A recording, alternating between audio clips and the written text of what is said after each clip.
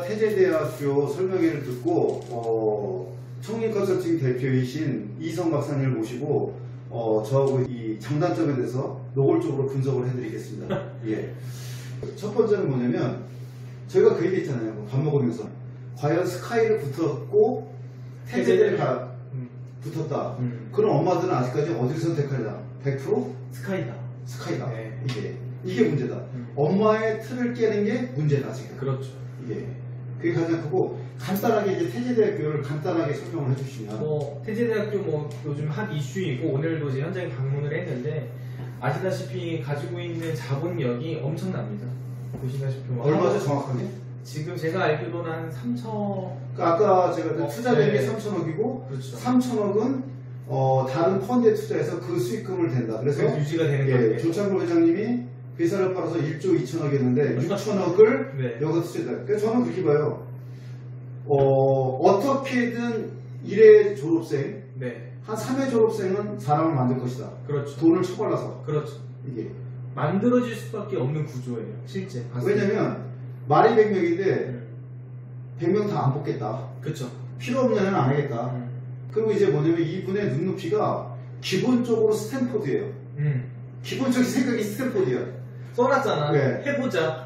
그리고 이제 뭐냐, 전 세계 좋은 대학교는 다 가봤어. 자기가 알고 또 인맥이 또 화려해. 이게 그래서 대놓고 그러더라고요. 뭐냐면 교직원들 전 세계 어떤 대학보다 30%더 준다. 월급으로. 이게 그 다음에 쓸데없는 그 교직원들, 행정직원들은 없다. 필요 없어요. 필요 없어요. 이게 그러니까 최대한 애들한테 주고, 내가 놀란 게 뭐냐, 노트북은 물론이고 헤드셋까지 주겠다. 하울링이 없는 헤드셋까지 주겠다. 다 제공한다고 합니다. 제공한다. 그리고 제가 볼 때는 어떤 생각이냐면 영재 애들, 돈 없는 집 영재 애들한테는 환상이다. 그렇죠. 다 대준다니까 거의 돈 없으면. 오늘 염재호 총장님께서 직접 본인이 말씀하셨던 것 중에 하나가 뭐냐면 일반고 아이들 중에 원석이 될 만한 아이들. 그렇죠.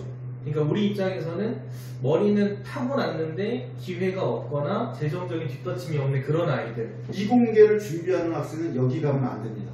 어려울 수 있다. 어려울 수 있다. 이유는 왜냐? 첫째, 비대면 수업으로서 물리라든지 화학이라든지 하기가 힘들다. 두 번째는 뭐냐면 총장 자체가 인문학자다. 그러니까 내가 볼 때 자기가 하고 싶은 거를 지가 하고 싶은 거야. 영재화 총장 자체가 하고 싶어. 이렇게 했으면 좋겠어. 내가 다시 태어나면 난 이렇게 할 거야. 그거를 청사진을 쫙 했는데 이분의 경력으로 봐서 하겠다. 꼴통짓을 하겠다. 그 생각이 들었고, 거기서 문제가 뭐냐면 안 맞는다. 대치동 교육하고는 절대 안 맞는다. 오늘도 대치동에 있는 입시 전문가들 왔는데 헛다리 짚거나 서로 딴 얘기하거나. 왜냐면 대치동에서 뭐냐면 만들어진 애를 보내야 되는데 여기서 만들어진 애가 필요 없다. 그래서 예를 든 게 BTS. 제가 BTS 동영 다시 한번 볼게요. 왜냐면 BTS 얘기를 처음 해서 뭐냐, BTS가 매뉴얼대로 만들어진 애가 아니라 내적 동기, 결핍에서 그러면서 성장해 온 거고, 얘네는 인문학자다. 그래서 얘기하는 주제는 뭐냐, 20세기 교육의 틀에서 벗어나서 정말 제대로 된 21세기를 하겠다. 이게 꼰대 교육을 하지 않겠다.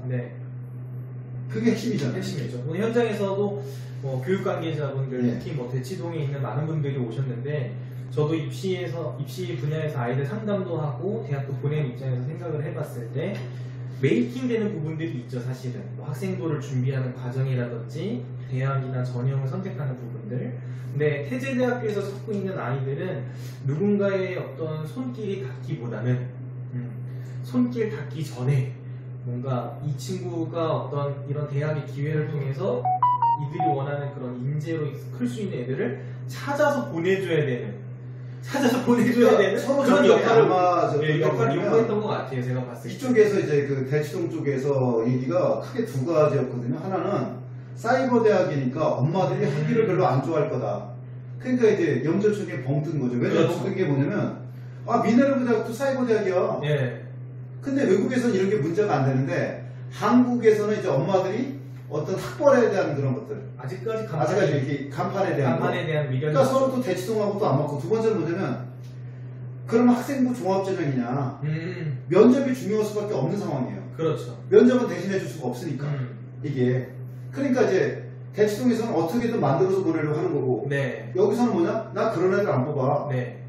내가 옛날에 총장회 때 수능 안 보고 학교장 추천을 받았어. 과학고 애가 영재고가 고려대 오면 공부를 안 하는데 1학년 때. 안 하죠. 왜? 나는 서울대 가야 되는데 그렇죠. 카이스트 가야 되는데 그렇죠. 아 걔네들 입장에서는 이류대학인 고려대 왔어. 근데 안 하죠. 네.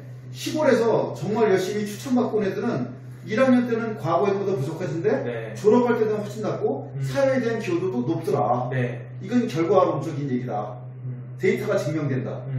그래서 만들어진 애보다는 만들고 싶은 애, 그렇죠. 참고 견딜 수 있는 애를 원한다. 네.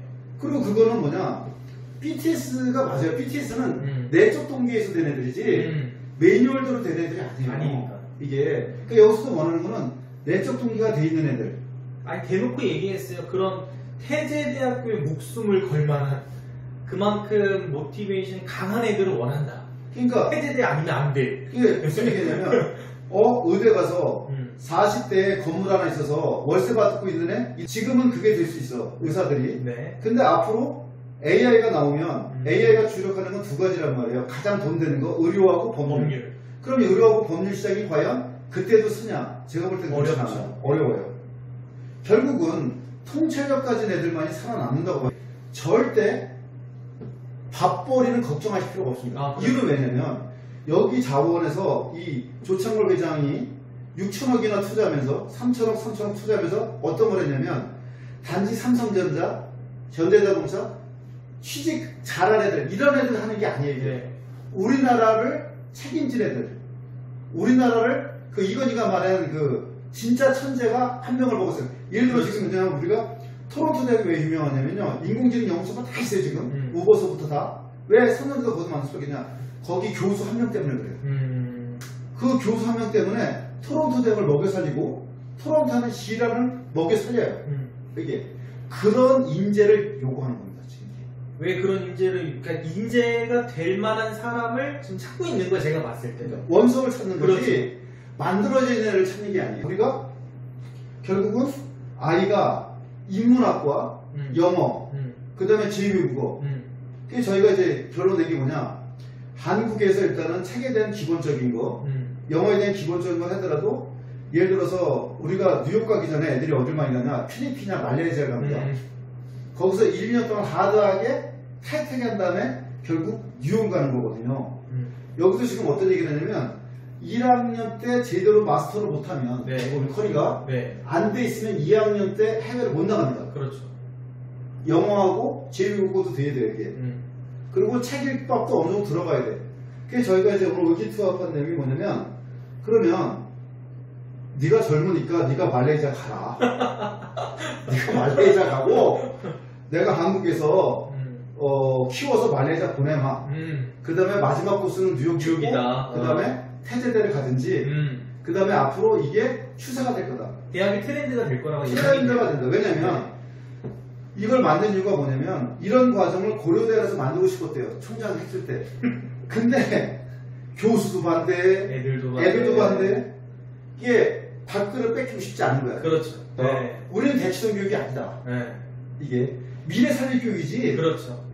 거기에 맞는 애만 뽑겠다. 아, 우리 남은 인생 여기에 바쳐야겠다. 이게 맞고. 그래서 너 가라. 네. 네가 어디니까 네가 가라. 하와이 말고 말레이시아를. 이게 왜냐, 이제 앞으로는 뭐냐, 동남아가 거점이 되고요. 그 다음에 뉴욕은 반드시 거쳐야 됩니다 이게. 그리고 사이버 대학이든 독학사든 이제는 타이틀을 보는 시대가 아니에요. 필요가 없죠. 저희하고 이제 두 가지를 제가 약속드릴게요. 청림 컨설팅과 퓨처 아카데미가 합병을 해가지고 국내와 해외 대학, 폐제 대학을 포함한 컨설팅을 본격적으로 할 거고요. 네. 두 번째는 대안학교도 태제대나 미네르바 스쿨을 목표로 한 대안학교 과정을 만들어서 네. 저희가 올해 하반기부터 본격적으로 뛸 생각이 있습니다. 그래서 이번 여름방학 특강부터 이 태제대학에 맞추고 아이들 진로에 맞는 거로 전면적으로 수정해서 더욱더 좋은 방학 캠프를 만들고, 그 다음에 저희가 할 거는, 저희는 이제 한다고 하니까 제가 오늘 결론 내려서 행동 빨리 알아서 6월달에 저기 말레이시아 가실 거고 네. 가고 그 다음에 말레이시아 계속 있으실 거예요. 이게. 그래서 저희가 작년부터 이제 준비했는데 오늘 이제 염재현 총장님 말씀 듣고 확신을 갖고 저희가 의기투합해서 일단 그렇게 진행을 시작했습니다. 해보려고 합니다. 예. 그래서 댓글로 질의할 사람들 네. 있으시면 계속 주세요. 왜냐면 저도 그렇지만 저기 이성 박사님은 이 태제대학을 한 1년 이상 연구를 하신 분이에요. 이게. 그렇기 때문에 어떤 질문도 다 답해드릴 수 있고 여기 그 PPT는 어차피 안 보실 거 뻔히 알기 때문에 그렇죠. 첨부로 해드리고 네. 핵심적인 거 네. 부모가 먼저 생각의 틀을 깨야 된다. 이게 그게 중요하다. 그 다음에 못 가더라도 여기에 맞춘 교육을 하면 먹고 사는데 지장이 없다. 이게 핵심입니다. 예. 그럼 또 댓글로 질문은 적어주세요. 네.